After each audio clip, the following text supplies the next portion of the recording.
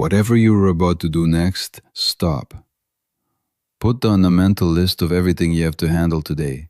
Step away, just for a moment, from the noise of the algorithm pulling you in 17 different directions. Close, even just halfway, the part of your mind that is already preparing to scroll past this video and keep searching for the next thing. Because what I am about to share with you is not the next thing. It is the thing. The one simple practice, the one quiet shift, the one ancient and almost forgotten act that the moment you actually do it, will reorganize the entire structure of your life from the inside out. I am not selling you a course or a supplement or a manifestation technique that requires you to repeat affirmations into a mirror for 90 days before you see results. I am telling you something that Carl Jung, the most profound depth psychologist who ever lived, spent his entire career circling around. Something the deepest mystical traditions of every culture have encoded into their most serious teachings. Something that every human being who has ever undergone a genuine transformation eventually discovers, usually too late, after years of trying everything else first. The thing that changes your life is not complicated, it is simple. So simple that your mind will almost certainly resist it. So simple that the part of you addicted to complexity and struggle will try to convince you that something this small could not possibly produce the transformation you have been searching for. But it does. It always has. And by the end of this video, if you stay with me, if you let what I am about to share actually land, rather than skating across the surface of your attention, you will have something in your hands that most people search their entire lives for and never find. A practice that works immediately, without permission from anyone, without the right circumstances, without waiting for Monday or January or the next chapter of your life that you keep promising yourself is coming. Right now, tonight, the moment you finish watching this video, let us begin. Before I tell you what the practice is, I need to lay the foundation. Because if you receive the practice without first understanding why it works, you will dismiss it the way most people dismiss every truly transformative thing they ever encounter. You will think it is too small. You will think it cannot possibly do what I'm claiming it does. You will go back to looking for something more complicated, more impressive, more aligned with your existing belief that transformation requires great effort and great difficulty and great sophistication. And you will miss the very thing that would have changed your life. So let me show you why this works first. Carl Jung discovered something about the human psyche that most people never come to understand. He discovered that the conscious mind, the small voice you call I, is only a tiny fraction of who you actually are. Beneath your conscious awareness lies a vast reservoir that Jung called the unconscious. And within that unconscious lives almost everything that actually shapes your life. Your repressed memories, your inherited patterns, your buried emotions, your unmet childhood needs, your forgotten dreams, your rejected aspects of self, your archetypal connections to the deeper layers of human experience, all of it, operating beneath your awareness, driving your choices, attracting your circumstances, shaping your relationships, determining the outcomes of your life with a precision and consistency that the conscious mind cannot match. Jung said something that I want you to sit with for a moment. He said, until you make the unconscious conscious, it will direct your life and you will call it fate. Read that again. Until you make the unconscious conscious, it will direct your life and you will call it fate. This is why most people's lives never actually change. Not really. They change the surface arrangements. The job, the city, the partner, the wardrobe, the morning routine, the supplements, the productivity system. But underneath, the same patterns keep repeating, the same outcomes keep arriving, the same emotional weather keeps recurring. Because the unconscious has not changed. And the unconscious is the actual operating system of the life. The simple practice I'm going to share with you works because it does the one thing that almost no one else is doing. It opens the deliberate, conscious channel between your awareness and your unconscious. It begins the work of integration that Jung spent his life describing as individuation, the lifelong process of becoming who you truly are. And here's what almost no one understands. You do not need to do this work for years before you begin to see results. The moment you begin the practice, the moment you actually open the channel, something starts to shift. Not slowly, not eventually, immediately. Because the unconscious has been waiting. It has been waiting your entire life for the conscious mind to finally turn toward it with attention rather than away from it with fear or distraction. The instant you turn toward it, it responds. This is not metaphor. This is the actual mechanism of psychological transformation. Now I'm going to tell you what the practice is.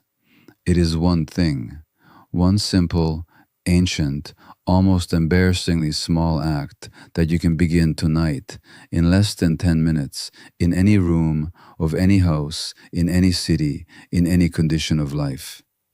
The practice is this. You sit in silence with no input, with no phone, with no music, with no book, with no agenda, and you write. That is it. You write whatever arises in your mind without editing, without judging, without trying to make sense of it, without trying to be impressive or profound or coherent. You let the contents of your unconscious begin to flow up into your conscious awareness through the simple act of putting words on a page that no one else will ever read. That is the practice. I know what your mind just did. I know the resistance that just rose up. I know the disappointment, the dismissal, the immediate temptation to leave this video and keep searching for something more impressive. Stay with me, because what looks small is not small. What looks ordinary is not ordinary. And what your mind is doing right now, the resistance to a practice this simple, is itself the first piece of evidence that this practice is exactly what your unconscious has been protecting itself against for years. Let me explain why this works. When you sit in silence and write, without an agenda, you bypass the most sophisticated defense system that your psyche has ever constructed. The conscious mind, the part of you that thinks it is in charge, is constantly performing, constantly editing, constantly arranging the content of your inner experience into shapes that feel acceptable to share with yourself, with others, with the world. This performance happens beneath your awareness.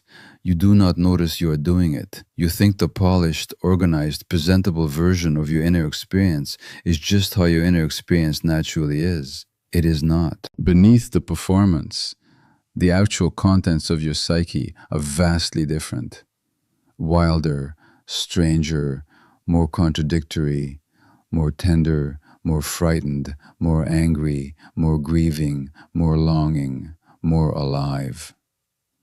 But you have been trained since the earliest moments of your childhood to keep the actual contents below the surface and only show the curated version, to yourself most of all.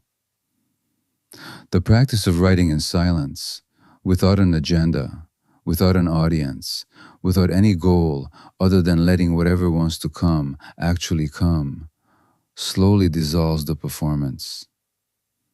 The first day you do it, the writing will be empty, polished, performative.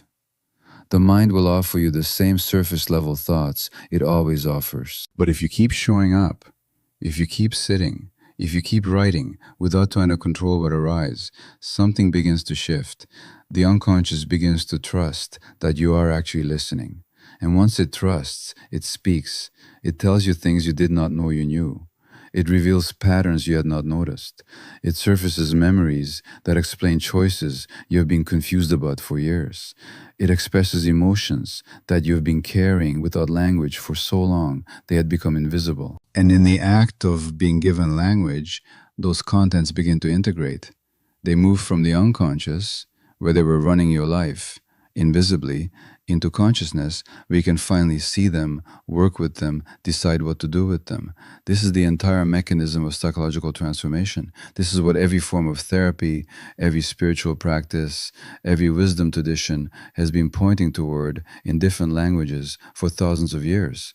Make the unconscious conscious. And the moment you begin to do this, even for 10 minutes a day, even in the simplest, most unimpressive form imaginable, your life begins to change.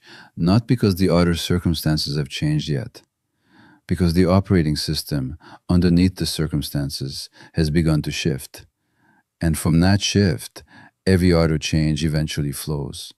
Right now, if something in this video is reaching the place inside you that has been waiting for a practice that actually works, type 777 in the comments below. The frequency of a soul that is ready to stop searching for the next complicated answer and finally do the simple work that produces real transformation.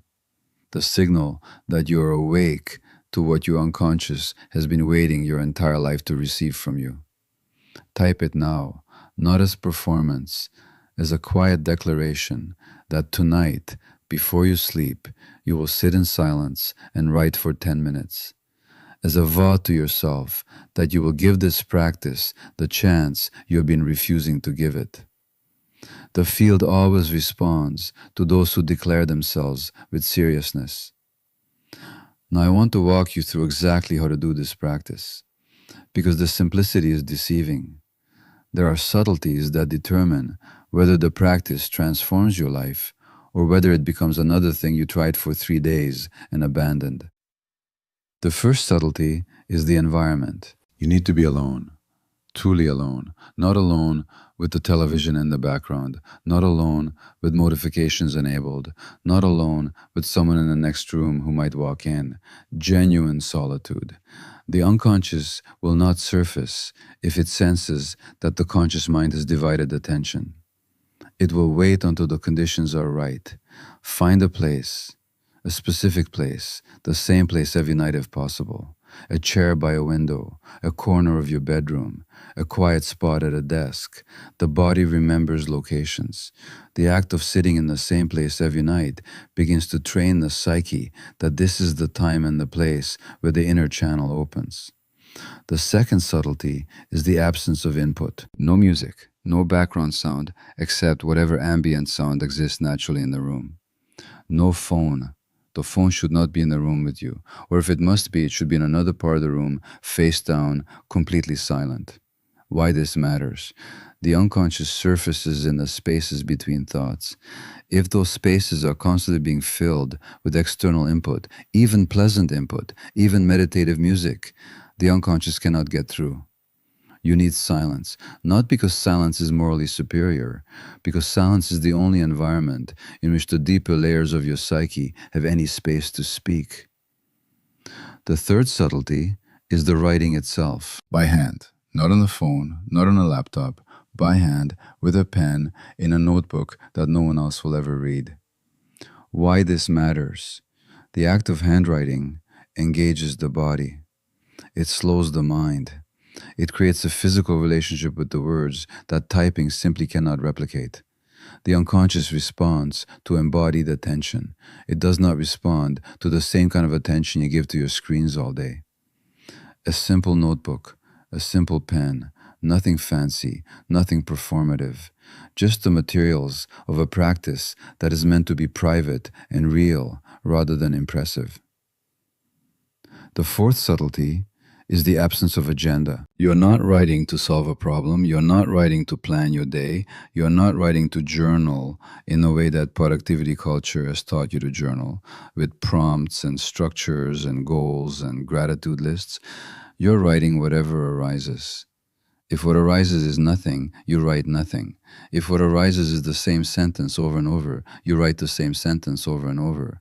If what arises is a memory from when you were 6 years old that you have not thought about in decades, you write the memory. If what arises is rage at someone you have been polite about for years, you write the rage. If what arises is grief you did not know was still there, you write the grief. You let the unconscious choose the content. This is the most counterintuitive and most important subtlety of all. The conscious mind wants to manage the practice. The conscious mind wants to decide what is appropriate to write, what is worth writing, what is productive to focus on. The conscious mind must step back. The practice is the conscious mind sitting quietly with the pen in its hand and saying to the unconscious, I am listening. Whatever you want to say, I will write it down. I will not edit. I will not judge. I will not interrupt. I am here. I am ready. Speak. And then you let it speak. The fifth subtlety is the duration. 10 minutes minimum, 15 if you can manage it, 20 if the practice deepens. But here's the secret that almost no one teaches. The first 5 minutes are warm-up. The conscious mind is still performing. The writing during those minutes is usually surface level, polished, expected. Something shifts around the 7 or 8 minute mark. The performance tires. The conscious mind grows bored of its own polished offerings. The unconscious senses the opening and begins to push through. If you stop at 5 minutes, you miss the entire practice. The transformation happens in the minutes after the conscious mind has exhausted its prepared material and the deeper voice begins to emerge. Stay for those minutes. That is where your life begins to change. The sixth subtlety is what you do with what you have written. Almost nothing. You do not analyze it. You do not try to interpret it. You do not turn it into a self-improvement project. You simply close the notebook and sit for a moment in silence. The integration happens beneath consciousness, not above it. The act of writing has already done the work. The contents that surfaced have already begun the journey from unconscious to conscious. Trying to immediately analyze them only re-engages the performing mind and short-circuits the integration. Trust the process. Close the notebook. Sit in the silence for 1 more minute and then return to your life. If you do this practice in this exact way every night for 30 days, I promise you something will change. Not slowly, not subtly, significantly. Let me tell you what to expect. In the first week, you will feel restless, bored, resistant. The practice will feel small and unimpressive. You will doubt that anything is happening. You will be tempted to add complications, to look up better journaling techniques, to abandon the practice for something more sophisticated. Stay. This restlessness is the conscious mind defending its dominance. It is the part of you that has been in charge for so long that it cannot tolerate 10 minutes of quiet attention to something deeper. The restlessness is the resistance, and the resistance is itself the proof that you are doing something significant. In the second week, you will begin to notice things. You will start dreaming more vividly. You will catch yourself remembering things you had not thought about in years. You will feel emotions arising in unexpected moments throughout the day. Small synchronicities will start appearing. Do not get attached to these signs. They are simply the unconscious announcing that the channel is open. Acknowledge them and continue the practice. In the third week, the practice will begin to deepen. You will start to look forward to the 10 minutes rather than dreading them. The writing will become richer, stranger, more revelatory. You will begin to encounter material that surprises you, that teaches you, that explains things about your life you had been confused about. In the fourth week, your outer life will begin to shift. Not always dramatically, sometimes subtly.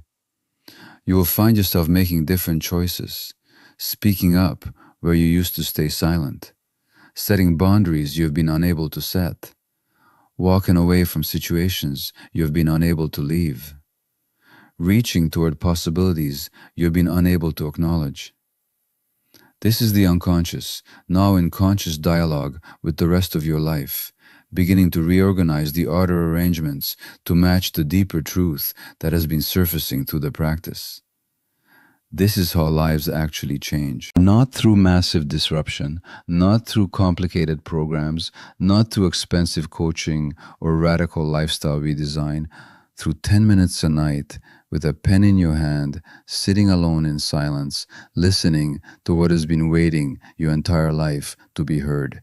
Now I want to address the part of you that is still resisting, the part that thinks this is too simple, the part that thinks the real answer must be more complicated, more impressive, more aligned with the cultural mythology of transformation that you've absorbed from every self-help book and every productivity guru and every wellness influencer you have ever encountered.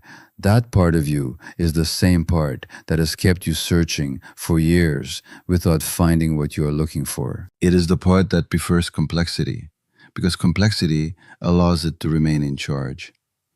The conscious mind loves complicated practices because complicated practices keep the conscious mind busy and important and necessary. A simple practice threatens the conscious mind. A simple practice that opens the channel to the unconscious threatens the entire dominance of the performing self. The resistance you're feeling right now is the most reliable evidence that this practice is exactly what would change your life if you actually did it. Notice the resistance, name it, write about it tonight when you sit down to do the practice for the first time.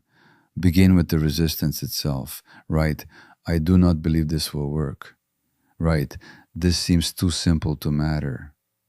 Write, I am suspicious that this is just another thing that will not change anything.